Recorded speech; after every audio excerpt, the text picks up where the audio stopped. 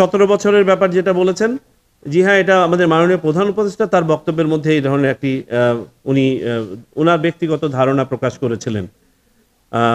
তবে এটি সংবিধান সংশোধনের প্রয়োজন হবে। আমাদের বর্তমানে অ্যাডাল্ট ফ্র্যাঞ্চাইজি হচ্ছে 18 বছর, অর্থাৎ একজন নাগরিক 18 বছর বয়প্রাপ্ত হলে পারে তার ভোটাধিকার প্রয়োগ করতে পারে, এবং এই 18 বছর ভোটাধিকার এর জন্য যোগ্যতার তারিখ হচ্ছে প্রতি বছর 1 জানুয়ারি বর্তমান আইন অনুযায়ী।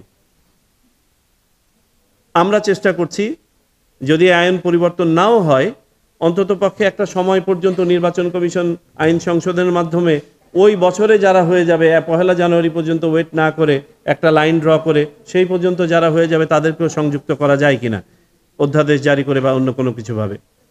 আর 17 বছরের ব্যাপারটা এটা একটা রাজনৈতিক সমঝোতার ব্যাপার, এখানে একটা ঐক্যমতের ব্যাপার আছে।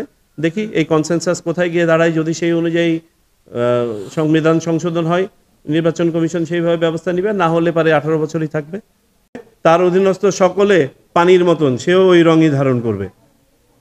আমরা চাইলেও রাতারাতি সকল লোককে যারা পূর্ববর্তী নির্বাচনের সাথে সম্পৃক্ত ছিল ফায়ার করে দিতে পারবো না, এটা সম্ভব নয়। তাহলে আমাদের যেটা করতে হবে, দেখতে হবে যে কারা এখানে অংশীজন বনে গিয়েছিল আর কারা বাধ্য হয়েছিল। এবং আমরা বিশ্বাস করতে চাই আমরা নির্বাচন কমিশন যদি শক্ত থাকি, স্বচ্ছ থাকি, সৎ থাকি, আমাদের অধীনে যারা নির্বাচন করবেন তারাও সৎ থাকতে বাধ্য।